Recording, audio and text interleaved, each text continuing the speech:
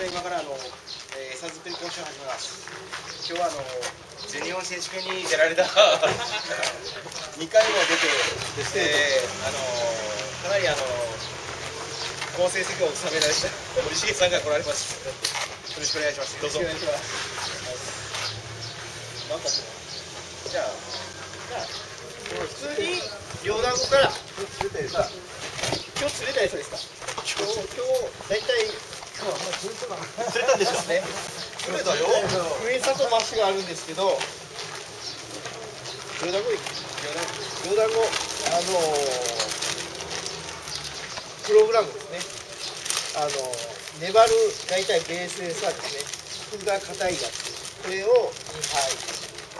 どうぞ。はい。今日は合点。これも粘って軽い餌ですね。これは麩が硬くて、こっちはちょっと柔らかいやつです。をいっぱいです。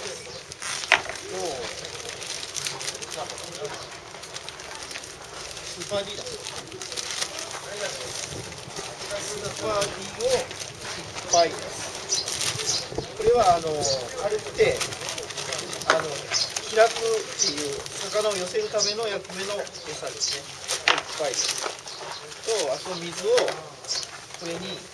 ぱいです。これをよく混ぜとって今の状態でいっぱいですね。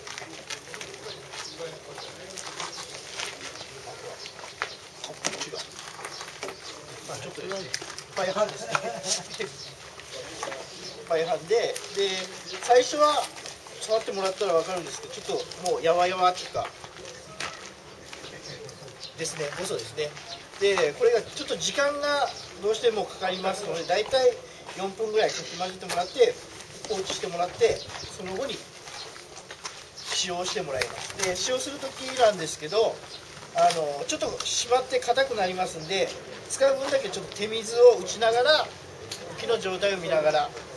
釣っていきます。で、浮きの状態なんですけど、だいたい沈没手前ぐらいまで必ず浮きはなじませるようにしていかないと魚がちょっと上ずってきますので、浮きを入れるように調整して釣られたらいいと思います。餌の付け方は取ってもらって、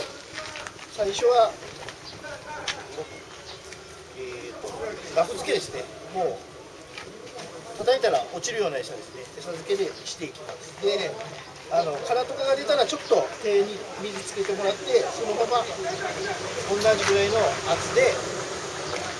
またつけてもらいます。で、これで浮きの状態を見ながら団子は合わせていきます。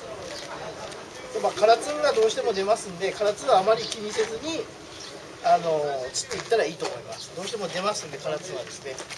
100% ありませんので。殻つんとなんですか？殻つんって書いてある。そうですね。殻つんっていうのが浮きがこ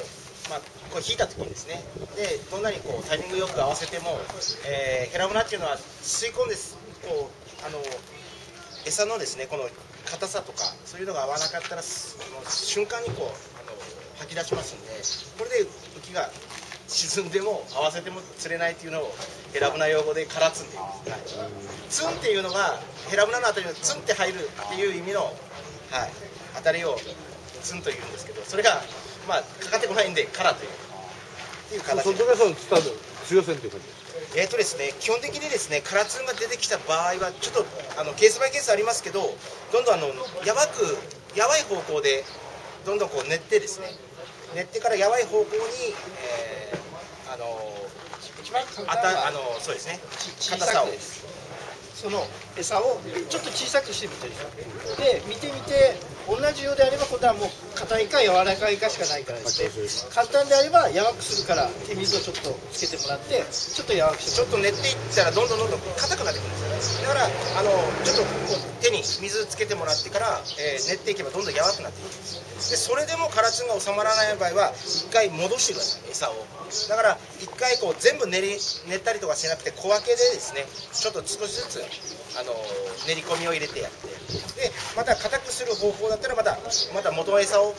足してやって硬くする方法が一番簡単かと思います。であと餌の付け方も大体通常こんな感じですね。こんな感じで、よく言われてるオーソドックスなの涙目って言われてるんですね。ちょっと涙型につけられるのが一番オーソドックスです。ただ早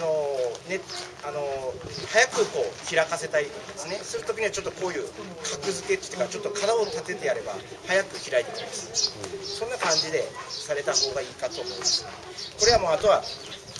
釣っていく中でやっぱ経験がちょっと伴ってきますけども、やはり基本的に練ってやわくしていくっていうのが大体オーソドックスなやり方です。そういう感じですね。で